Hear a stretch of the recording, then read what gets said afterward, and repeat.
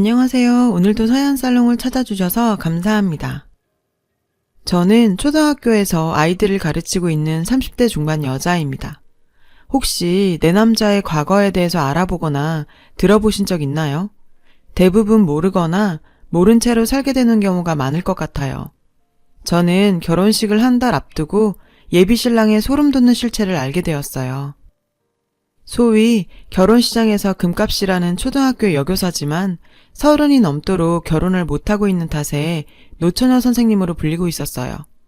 그렇다고 제가 눈이 높거나 결혼 의지가 없었던 것도 아니라 꾸준히 지인들에게 소개받아 왔지만 예쁘지 않은 외모와 소심한 성격 때문에 퇴짜 맞기 일쑤였죠. 몇 년 전부턴 이번 생에는 결혼과는 인연이 없나 보다 생각하게 되었어요. 그래서 주변 사람들이 물어볼 때마다 독신주의라고 말하면서 저를 스스로 보호할 뿐이었어요. 그렇게 몇 년을 지내다 보니 남는 건 시간뿐이고 주변 친구들은 시집가서 자기 삶을 사느라 바쁘니 점점 할 일이 없더라고요. 주말마다 자전거 라이딩 동호회 나가서 시간을 보내는 게 유일한 낙이었어요. 여느 날처럼 라이딩을 준비하고 있었는데 누군가 저에게 말을 걸었어요. 저기 제가 오늘 처음이라. 신입 회원이었던 그 남자는 첫 라이딩에 많이 긴장한 모습이었어요. 그런 모습이 제가 처음 이 동호회에 들어왔을 때의 모습 같아 보였죠. 뭔가 불안불안해 보여서 이것저것 도와주게 되었어요. 그 덕분인지 무사히 첫 라이딩을 마쳤어요. 라이딩 후 신입 회원 환영회 겸 회식 자리를 가지게 되었는데요. 그는 저보다 3살이나 어렸고 최근 직장을 옮기면서 이쪽으로 이사 오게 되었다고 하며 자신을 소개하더라고요. 저는 구석에서 맥주를 훌쩍훌쩍 마시고 있었는데 그 사람이 다가와서 말을 건넸어요. 저기 아까는 정말 고마웠어요. 제가 이런 동호회에 처음 나와봐서 많이 어리둥절했는데 도와주셔서. 그는 동호회 활동은 처음이라 어찌할지 몰랐는데 제 덕분에 무사히 라이딩 마칠 수 있었다면서 감사 인사를 전했고 제 옆에 앉아서 이런저런 이야기를 나누게 되었어요. 그날 이후 저희는 가끔 연락 주고받는 누나 동생으로 지내면서 라이딩이 없는 주말에는 영화까지 함께 보는 사이가 되었어요. 하지만 그때는 결코 남녀 사이의 감정은 아니었죠. 그해 크리스마스에 벌어진 한 사건으로 마냥 어린 동생으로만 보이던 그에게 제가 다른 감정을 가지게 되었어요. 솔로인 저에게 성탄절은 그냥 하루 쉬는 날이었을 뿐 큰 의미를 가지지 못했어요. 이번에도 빨리 지나가 주길 기다리며 집에서 예능 프로그램을 보고 있었는데 그에게서 카톡이 오더라고요. 누나, 오늘 뭐해요? 혹시 시간 되면 밥 먹을래요? 그 역시 집에서 빈둥빈둥 하고 있다며 짝없는 사람들끼리 처량하게 있지 말고 밥이나 먹자고 했어요. 저도 오랜만에 크리스마스 기분도 낼 겸 원피스에 힐까지 신고 나갔죠. 그는 남산에 한번 꼭 가보고 싶었다면서 남산에 있는 레스토랑을 예약해두었다고 하더라고요. 그의 차를 타고 도착한 남산에는 이미 수십 쌍의 커플들이 데이트를 즐기고 있었죠. 역시 크리스마스는 커플들의 날이구나 하는 생각을 하고 있었는데 갑자기 그는 잠깐 차에 다녀오겠다며 달려갔고 운동화 한 켤레를 가지고 왔어요. 누나, 미안해요. 내가 남산 온다고 미리 말 안 해서 힐이 많이 불편했죠? 이거 우리 엄마 신발인데 이거라도 좀 신어봐요. 안 그래도 오랜만에 힐을 신다 보니 뒤꿈치도 까지고 발목도 아파서 식은땀이 날 정도였거든요. 그는 그걸 눈치챘는지 운동화를 가져다 줬고 평생 살면서 처음 받아보는 이런 배려에 가슴이 콩닥콩닥 뛰기 시작했어요. 맛있는 식사 후에 우리는 서울 야경을 보기 위해 전망대에 갔어요. 그가 잠깐 커피 사오겠다며 자리 비운 사이 누군가 제 어깨를 툭툭 쳤어요. 돌아본 그곳에는 동료 선생님이 남자친구와 서 있었어요. 선예쌤, 여긴 웬일이세요? 혼자 오셨어요? 여기 제 남친. 평소에도 얄밉기로는 그지없던 동료 선생님은 자신의 남친을 인사시키며 정말 사람 속 끓는 말을 해대는 거 있죠. 쌤, 잘했어요. 남친 없어도 이런 날은 기분 내야죠. 저희랑 커피라도 마실래요? 자기 괜찮지? 아니, 나도 일행이. 에이, 써니쌤 남친 없는 거 다 아는데 저한테까지 숨기실 필요는 없어요. 같이 가요. 평소에 나를 어떻게 생각한 건지. 일행이 있다는 말에도 그저 불쌍한 노처녀 취급하는 동료쌤에게 따지고 싶었지만 트리플 A인 소심한 저로서는 아무 말도 할 수 없었어요. 너무 비참한 마음에 빨리 이 순간이 지나가길 빌고 있는 그때 그가 등장했어요. 선예씨, 오래 기다렸죠? 카페 줄이 밀려서. 춥죠? 이거 입어요. 갑자기 등장한 그는 저에게 본인이 입고 있던 코트를 입히면서 동료 선생님에게 본인을 소개했는데 아, 안녕하세요. 저 선혜씨 남자친구입니다. 본인을 제 남자친구라고 소개하며 제 손을 꼭 잡는 그의 모습에 떨리는 마음을 주체할 수 없어서 제 마음이라도 들킬까 멍하게 서 있었어요. 그는 그런 제 마음을 아는지 모르는지 동료 선생님이 떠나자마자 원래의 모습으로 돌아왔어요. 누나, 참 저 사람 인성 고약하네. 내가 보고 있다가 도저히 못 참겠어서 나섰어요. 혹시 제가 오지랖 부린 건 아니죠? 왜 이렇게 가슴은 눈치 없이 뛰는 건지 그저 동생이던 그를 쳐다보기만 해도 설레는 통에 더는 있을 수가 없었고 아프다는 핑계로 서둘러 집으로 돌아왔어요. 그리고 이미 동료쌤들과 함께 있는 단톡방은 제 연애 소식으로 난리가 나 있었는데요. 다들 제 연애를 축하해주는 통에 슬슬 뒷일이 걱정되긴 했지만 어차피 곧 겨울방학이니 대충 둘러댔고 시간이 사람들을 진정시켜 줄 거라 생각했어요. 그 얄미운 동료 선생님은 끝까지 저를 곤란하게 만들었어요. 이제 선예쌤까지 남친 생겼으니 이번 신년 모임에 커플로 모이죠. 선예쌤도 괜찮죠? 다음 주에 바로 커플 모임이라니. 일주일도 지나지 않아 제 가짜 연애가 들통나게 생겼으니 커플 모임이라는데 혼자 가는 것도 너무 비참할 것 같아서 이번 신년 모임에는 무슨 핑계를 대서라도 빠지기로 생각했어요. 아이들 겨울방학 준비에 주말까지 출근해서 일하는 통에 그 주에 있던 자전거 라이딩 모임에도 참석 못하고 학교에서 서류 정리를 하고 있었거든요. 그에게 장문의 문자가 왔어요. 누나, 오늘 라이딩 안 나왔던데 혹시 내가 크리스마스에 했던 행동 때문에 화난 거예요? 제가 너무 제 생각만 하고 행동한 것 같아요.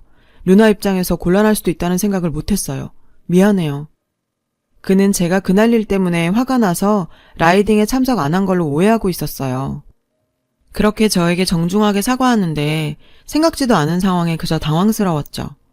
노처녀로 살다 보니 여기저기서 이런 꼴 저런 꼴 다 당해도 봤거든요.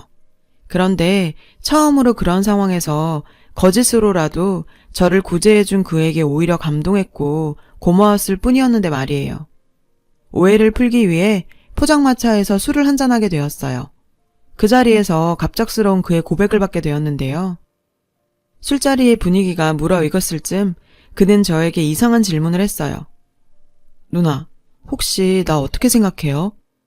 순간 뭐라고 대답해야 할지 아무 생각이 들지 않아 우물쭈물하고 있었는데 선혜야, 나랑 사귀자. 순간 제 이름을 부르며 사귀자고 하는 그에게 그렇게 소심한 제가 저도 모르게 그러자 라고 대답해버렸어요. 그날 저희는 함께 밤을 보내게 되었죠. 사실 나이 30 넘어서는 부끄러운 이야기지만 그게 저의 첫 경험이었고 부끄러워하는 저를 배려한 그 덕분에 좋은 시간을 보내게 되었어요. 동료 선생님들과의 커플 모임에도 당당하게 그와 함께 참석하게 되었어요. 늦게 배운 도둑질에 밤새는 줄 모른다는 말이 있잖아요. 제 아파트에 살림을 합쳐 함께 살기 시작했고 6개월간의 연애를 끝으로 결혼 약속을 하게 되었어요. 그와 함께 결혼 준비도 차근차근 되어갔고요. 예비 시부모님을 뵙기 위해 경주를 찾아갔어요.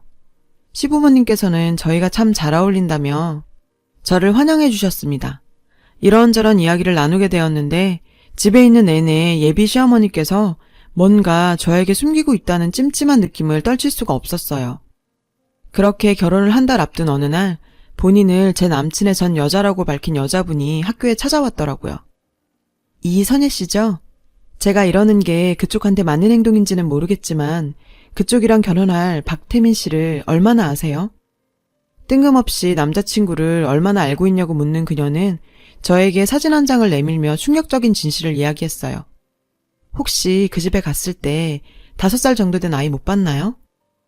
그 이야기를 듣는 순간 머릿속에 뭔가 스치듯 그의 경주 본가에 갔을 때 장면이 떠올랐는데 분명 예비 시부모님 2분만 살고 있다는 집에 애들 장난감이 왜 이리 많은 건지 가족 사진 속에 있던 아기는 누구인지. 제가 그 집을 다녀온 후 느낀 그 찜찜함의 실체가 밝혀지는 순간이었어요. 그녀는 본인이 그 아이를 낳았고 그 아이의 아빠가 바로 제 남자친구라고 밝혔어요. 정말 너무 충격적인 이야기에 저는 그 자리에서 멈춰버렸고 어떤 말도 할 수 없었습니다. 20살이던 그녀는 제 남자친구의 아이를 가지게 되었다고 해요. 어린 나이의 임신은 어느 누구에게도 환영받지 못했대요. 아이만 낳은 채 아이 아빠에게 버림받았다고 하더라고요. 그래도 자기 핏줄은 땡겼는지 제 예비 시부모는 아이를 데리고 가서 키우겠다며 아이조차 빼앗아갔고 어렸던 그녀는 어떤 선택도 할 수 없었다고 했어요. 아이가 너무 보고 싶어서 찾아가 봤지만 아기 볼 자격도 없다며 매몰차게 거절당했다고 하더라고요. 아이 아빠는 전화조차 받지 않았고요. 어떻게든 아이의 양육권을 찾기 위해 방법을 찾던 중 결혼 소식을 접하고 저를 찾아왔답니다. 저에게는 그렇게 따뜻하고 배려해주는 그 남자와 시부모가 그런 잔인한 과거를 가지고 있다는 사실에 너무나 끔찍했지만 그에게 꼭 확인해봐야 했어요. 자기 혹시 나한테 할 말 없어? 내가 오늘 이상한 이야기 하나를 들었는데 당신한테 아이가 있다는 이야기. 제 이야기를 듣는 순간 남자친구는 손까지 벌벌 떨 정도로 당황했어요. 아니 그게 무슨 말이야 그게. 도대체 어떤 이야기를 들은 거야? 그런 일 절대 없어. 아니라고 말하는 그였지만 그의 당황하는 행동은 제가 물어본 질문에 대한 답으로 이미 충분했죠. 저는 그에게 파혼하자고 했어요. 그러자 그렇게 따뜻하고 배려했던 그는 숨어있던 본색을 드러냈어요. 뭐라고? 파혼? 어디서 개떡 같은 소리를 듣고 와서 파혼? 정신 차려. 우리 결혼 한 달 남았어. 이미 식장도 다 잡았고 청첩장까지 다 돌렸는데 지금 무슨 개소리야. 넌 결혼할 여자한테 그걸 숨기고 결혼하는 게 말이 된다고 생각해? 내가 그걸 알고 너랑 어떻게 결혼을 하니? 진짜 다 늙은 오처녀 구제해줄랬더니 이것저것 엄청 따지네. 선혜야, 잘 들어. 네 나이 35이야. 이번에 나랑 파혼하면 네 주변에 다 소문나고 너 평생 결혼 못해. 잘 생각해. 알겠어? 사실 맞는 말이죠. 제 나이 35에 지금 결혼을 못하면 앞으로 결혼을 못할 확률이 높겠죠. 그렇다고 저런 남자와 살고 싶지 않았어요. 저는 그를 집에서 내쫓아버렸죠. 그리고 한참을 집에서 울면서 지냈어요. 뒤늦게 찾아온 인연이라고 생각했던 남자가 그렇게도 나쁜 인간이었다는 걸 알게 되니 더는 남자를 만날 자신이 없더라고요. 주위 사람들에게 뿌려놓은 수십 장의 청첩장과 부모님에게는 도대체 어떻게 말해야 할지 머릿속이 터질 것만 같았고 정말 그 인간을 만나기 전으로 시간을 되돌리고만 싶었어요. 그렇게 시리에 빠져 지낸 지 일주일, 누군가 집에 찾아왔어요. 그 인간 엄마였어요. 정말 그 식구들은 꼴도 보기 싫었지만 그냥 돌려보낼 생각에 문을 여는 순간 저를 밀면서 집 안으로 들어왔어요. 다짜고짜 소리쳤는데요. 얘, 너 우리 아들하고 파혼한다고 했다면서? 결혼식 얼마나 남았다고 도대체 무슨 짓이니? 적반하장도 유분수지. 오히려 저에게 화를 냈고 왜 파혼하는지도 모르고 찾아왔나 해서 설명해줬습니다. 저기 댁 아들한테 아이가 있다면서요. 애 있는 걸 숨긴 사람이랑 어떻게 결혼을 하겠어요? 저 바쁘니까 돌아가세요. 그러자 그 여자는 정말 어처구니 없는 말을 내뱉기 시작했어요. 아이 있는 게 무슨 흠이라도 되니? 네 나이에 우리 아들 같은 사람이랑 결혼하려면 그 정도는 감수할 줄 알아야 하는 거 아니니? 네가 무슨 20대 아가씨도 아니고 오히려 배 아프지 않고 고생도 없이 아들 하나 생기면 너한테도 좋은 거 아니니? 남들은 입양도 한다더라. 너는 사랑하는 사람 자식 하나 못 걷어 키우니? 말이야 바른 말이지. 너 같은 걸 누가 데리고 가니? 나이는 많아. 그렇다고 이쁘기라니. 완전 헝거잖아 헝거. 우리 아들이 착해서 너 같은 거랑도 결혼하려고 하는 거지. 너도 후회 말고 여기서 적당히 하면 우리가 한 번은 봐주마. 그냥 저런 인간들이랑 싸우기도 싫고 더 이상 말 섞고 싶지 않아 돌려보내려고 했는데 저를 무슨 헌 짐짝 취급하면서 뻔뻔하게 구는 모습에 더는 참을 수가 없었어요. 헌거요? 제가 무슨 결혼해달라고 매달렸어요? 결혼 못해서 죽은 귀신이라도 붙은 줄 아세요? 저 초등학교 교사예요. 결혼 따위 안 해도 평생 먹고 사는데 아무 문제 없어요. 내가 당신들한테 왜 숙이고 들어가? 내가 바른 말 제대로 해볼까? 당신 아들 뭐 볼 거 있어? 언제 망할지도 모르는 그런 회사 다니지. 전세 구할 돈도 없어서 우리 집에 얹혀 살았지. 결혼 준비할 때 당신 집에 해준 게 뭐 있어? 게다가 5살짜리 애까지 딸렸다니. 내 걱정하지 말고 당신 아들 걱정이나 해. 그리고 당신 아들한테 전해. 어디 가서 자꾸 헛소리하고 다닌 것 같은데 콩밥 먹고 싶지 않으면 그만하는 게 좋을 거라고. 제가 아무 말도 못하고 그냥 납작 엎드릴 거라 예상했던 건지 제 당당한 모습에 당황한 모습의 그 여자를 저도 밀어서 내쫓아버렸어요. 평생 누구한테 소리 한번 못 쳐보던 제가 속에 있던 말들을 다 내뱉고 나니 쌓인 울분이 다 쓸려 내려가는 것 같았어요. 지금까지 왜 이러고 살지 못했나 후회가 들더라니까요. 이 사람들도 저 같은 성격이면 쥐 죽은 듯 숨겨둔 아이 키우면서 그냥저냥 살 거라 생각했나 봐요. 파혼 후 저는 이 상황을 피하지 않고 정면 돌파하기로 했습니다. 부모님, 학교 동료 등등 결혼 사실을 알린 지인들에게 숨기지 않고 사실대로 파혼 소식을 알렸고 많은 분들로부터 위로와 격려를 받았어요. 그리고 제가 저 미친 집안에 시집 가는 걸 막아준 그녀에게 뭔가 보답하고 싶어서 그분이 양육권을 찾을 수 있게 법원에서 증언도 하게 되었어요. 저 만나는 동안 한 번도 자기 애 보러 가지도 않았으면서 그놈은 법정에서 그제서야 자기 핏줄이라며 양육권을 주장했어요. 그 모습을 보니 더욱 그녀에게 양육권을 돌려줘야겠다는 생각이 들더라고요. 이런 일들을 겪고 나니까 제 마인드가 많이 변하게 되었어요. 왜 이렇게 결혼이란 걸 반드시 해야 한다고 생각했던 건지, 결혼 안 한 걸 왜 이렇게 부끄럽게 생각하고 산 건지, 느긋하게 생각하려고요. 언젠가 정말 좋은 인연이 나타나겠죠. 훌훌 털어버리고 제 삶을 열심히 살아보려고 합니다. 긴 글 읽어주셔서 감사합니다. 여러분, 사연 댓글에 응원과 현명한 조언 부탁드려요. 좋아요와 구독은 저에게 큰 힘이 됩니다. 오늘도 좋은 일 가득하세요.